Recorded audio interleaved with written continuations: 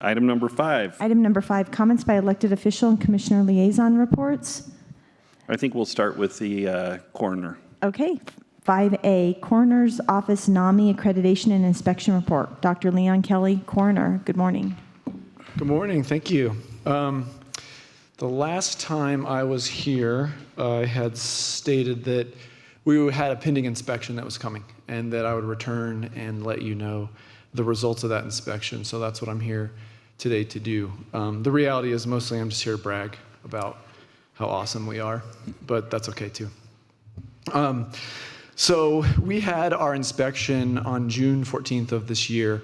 Our inspection for the coroner's office is performed by the National Association of Medical Examiners, which is the independent professional organization that governs the field of forensic pathology. They set the standards of practice for essentially our medical specialty.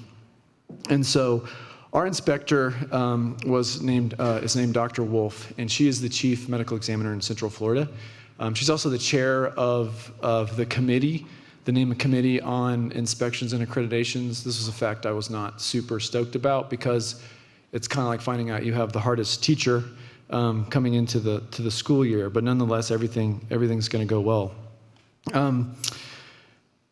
The mission of N.A.M.E is essentially to improve the quality of death investigation in the U.S., and one of the ways in which they do that is through a voluntary but rigorous inspection and accreditation program that essentially evaluates you for how well and how competent you are performing death investigations and autopsies. Accreditation is important for a couple reasons. One, because it allows the public to ensure that the office that's doing this is competent and well run. But more importantly, it's actually in Colorado statutes that we perform autopsies and death investigations to the standards set forth by the National Association of Medical Examiners. So it's essentially in our legal statutory responsibilities to meet these standards.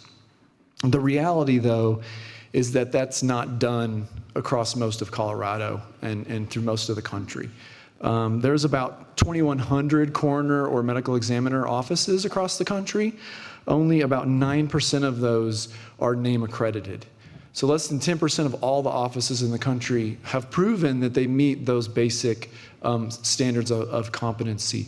And in Colorado, there's only 4 offices that have met those standards and are N.A.M.E accredited. Denver, Arapahoe, Larimer, and then, of course, ourselves. Our office was up for re-inspection and re-accreditation. We've been accredited by N.A.M.E for the past 28 years, so this was certainly not new to us to go through this process. So a little bit of background. Our coroner's office was established in 1859 to provide autopsies and death investigations on folks who've died suddenly, unexpectedly, or of anything non-natural.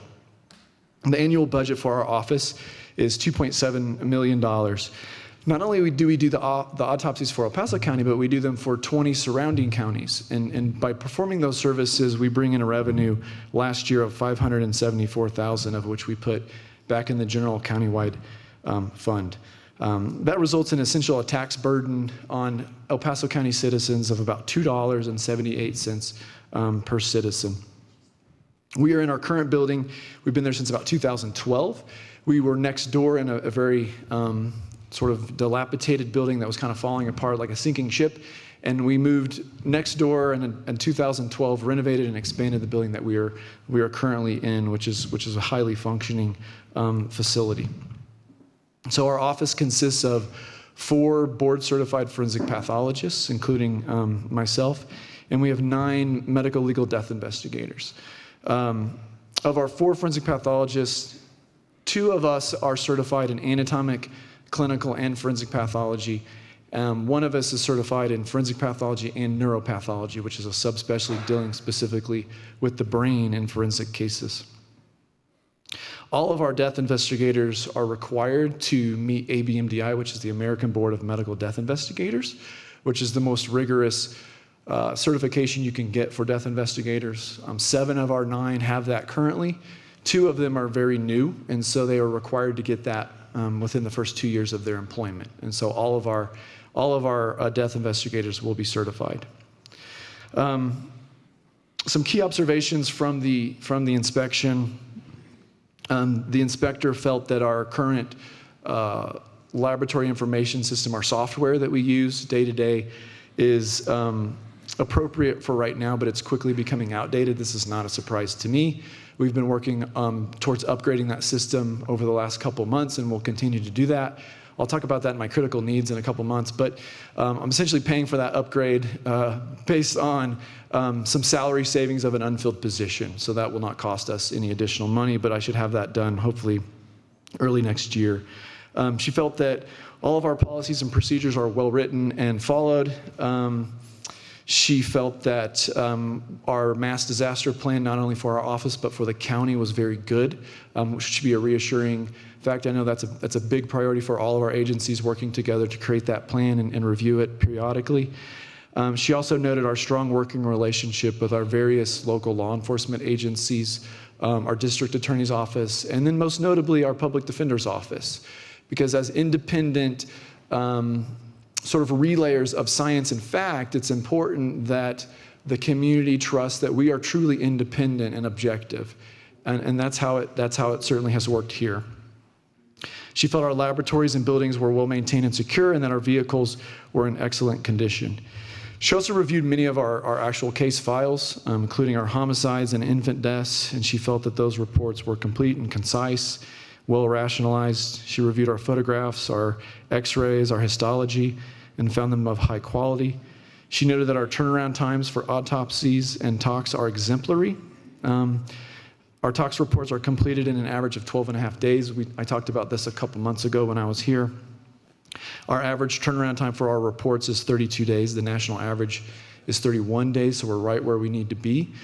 But a little update, thus far in 2019, we've reduced that from 32 days down to 19 days. And so we are far exceeding the national standards and the expectations for those. She conducted independent private interviews with professional staff. And her feeling was that they felt that the working environment was professional, collegial, and has a focus on improvement.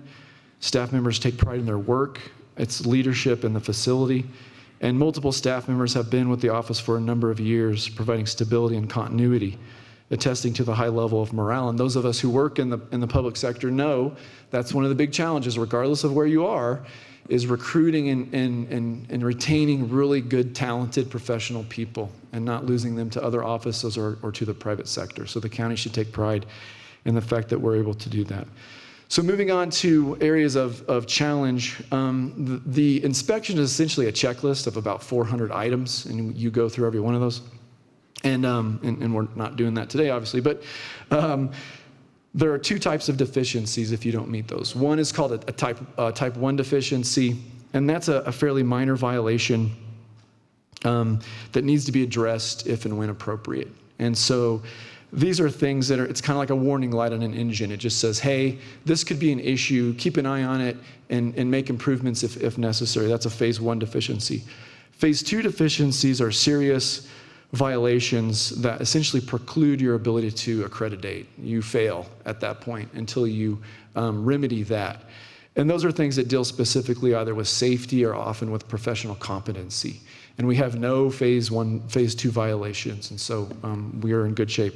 We did have 3 phase 1 deficiencies, and I will go through those briefly so that you understand what's happening there and what our plan is. 2 of the 3 essentially deal with the same topic. The first is our chief toxicologist. Do they hold a relevant doctoral degree? Do they have a PhD in forensic toxicology? The second is your chief toxicologist certified by the American Board of Forensic Toxicology or the American Board of Clinical Chemistry? The answer to both of those questions is no. Our current and longtime chief toxicologist is a Navy-trained medical technician who has 2 master's degrees, one of which is in forensic toxicology, and has 40 years of bench forensic toxicology experience. I have no doubts about his quality and his competency. He's, to be blunt, one of the more brilliant and dedicated people I've ever worked with in my career. And so Dr. Bucks and I have no qualms with having him be the leader of our tox department. Our tox lab is accredited in addition to N.A.M.E. through the state board of health, through CDPHE. And the way that we get around this, not having a PhD, is because both Dr. Bucks and myself are board certified in clinical pathology, which means we have additional training in laboratory medicine, which allows us to be the medical directors of the tox lab. And that continues to be the case. The challenge that we're going to face in the future is that I'm the last generation of forensic pathologists who are going to be boarded in clinical pathology. It adds years to your training, it costs a lot of money, you have to recertify, and it doesn't compensate you in any way. And so I'm the only person at the office who is full-time who has that CP certification. And so when I leave, we will have to come up with another plan, which will likely be the hiring of a PhD, which is a costly endeavor. Warner, if you have 40 years of experience in your field, it means you're likely about time to move on to the next phase of your life. And Warner has assured me that he's not going anywhere anytime soon, but he has more than earned the right to do that when he chooses. And so when he does choose to move on, we will be in a situation where we'll have to come up with another plan. And that plan could be mentoring one of the people that we have now to get some of these certifications, or to once again pursue a PhD out there. So those are those two. The third is a little bit more pressing, and that is that our caseload per pathologist is high. As pathologists, we're essentially on a pitch count. We're only allowed to do so many autopsies before we are in violation of the standards. The phase 1 violation is 250 autopsies per year. Phase 2 is 325. Once you get 325 per doctor, you lose accreditation. We are currently at 305. So we are phase 1 violation approaching phase 2 violation.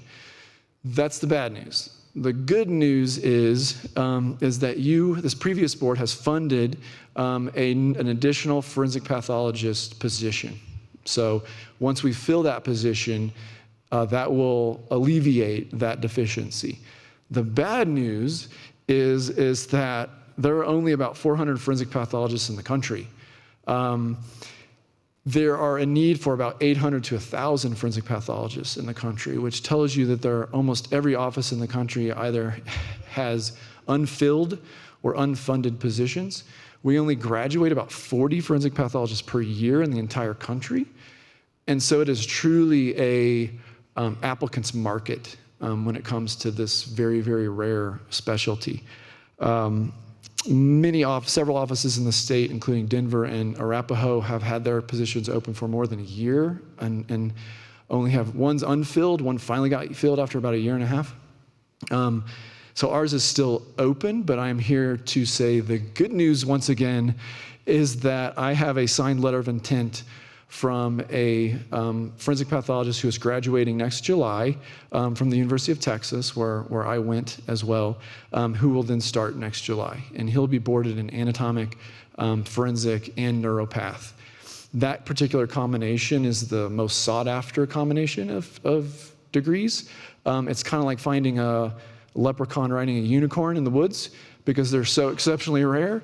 And we will have 2 of those in our office, which essentially makes us the center of the forensic pathology universe, particularly in the Rocky Mountain region. And so that's a huge accomplishment for our office, as long as he passes his boards, which I have full confidence that he will. But that should alleviate that last deficiency, and we should be in very, very good shape.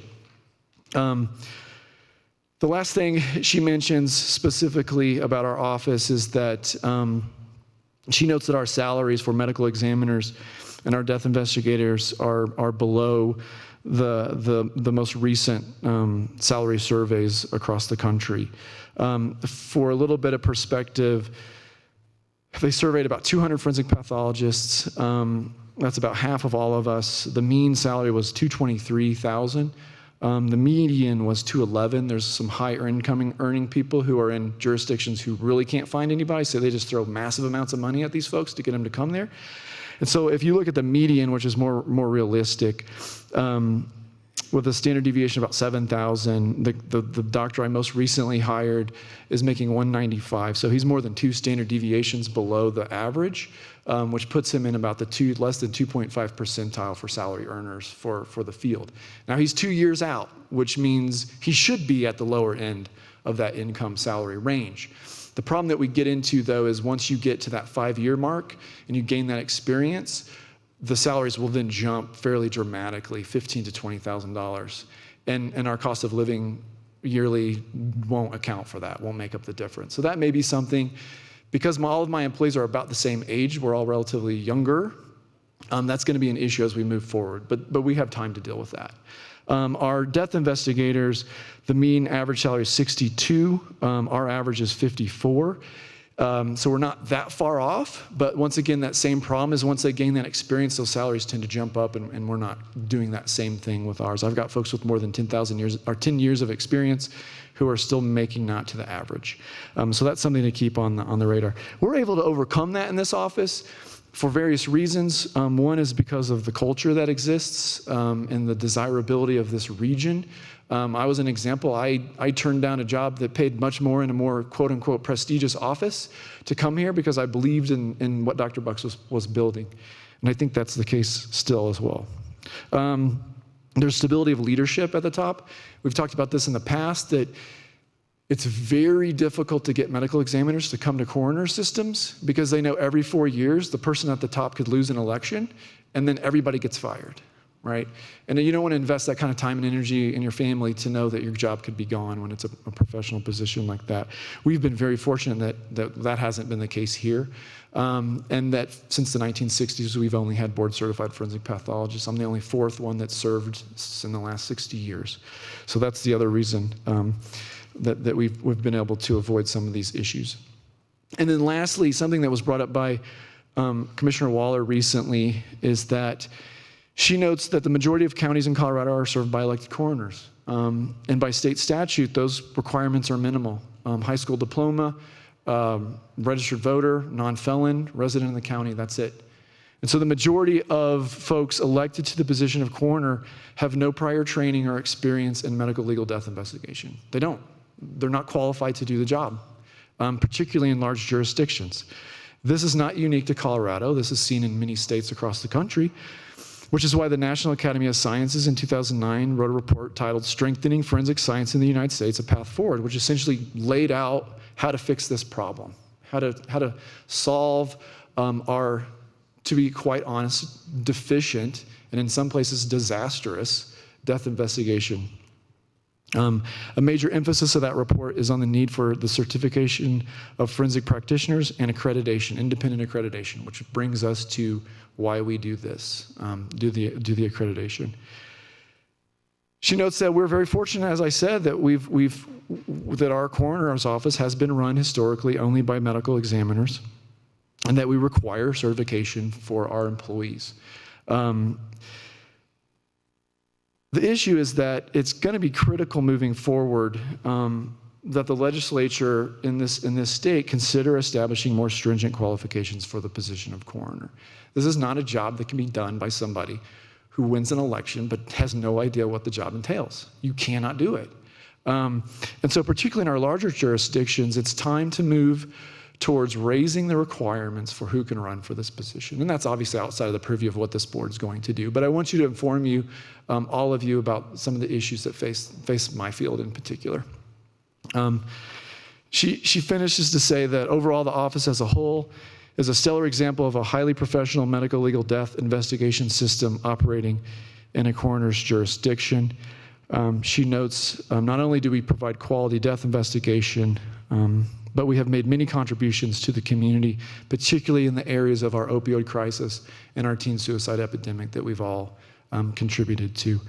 And that she feels that El Paso County should take pride in the office of the county coroner and its leadership and staff. And that is in no small part to the contributions of this board as well as previous boards. And I've spoke on this before, that particularly in the light of the last, let's say, 2 weeks, not only in El Paso County, but across the country, of numerous high-profile and tragic deaths, right? This highlights the need, explicitly, the need for highly competent, well-funded, independent coroners and medical examiners.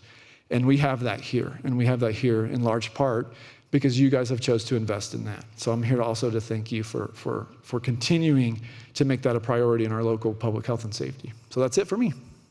Any questions? Do we have questions? Commissioner Vanderwerf.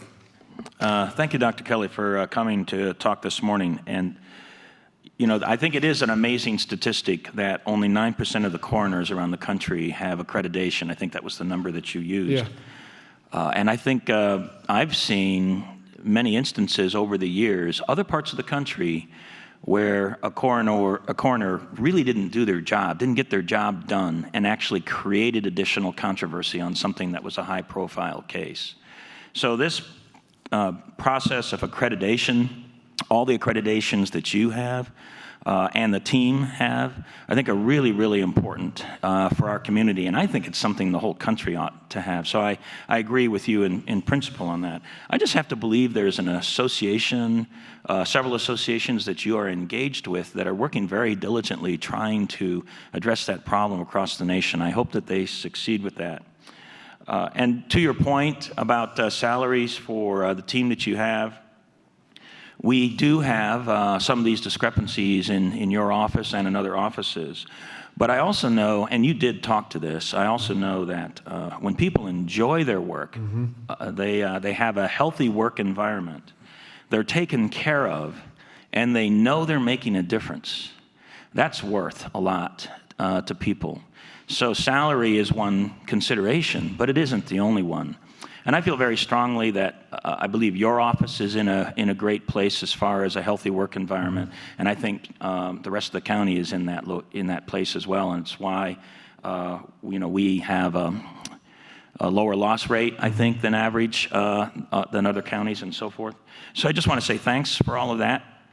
I'm happy to work with you to try to see if we can convince some of our legislators to work on tightening or increasing the requirements for coroners across the state. I do believe that's very important. It helps reduce the risk of having controversy later.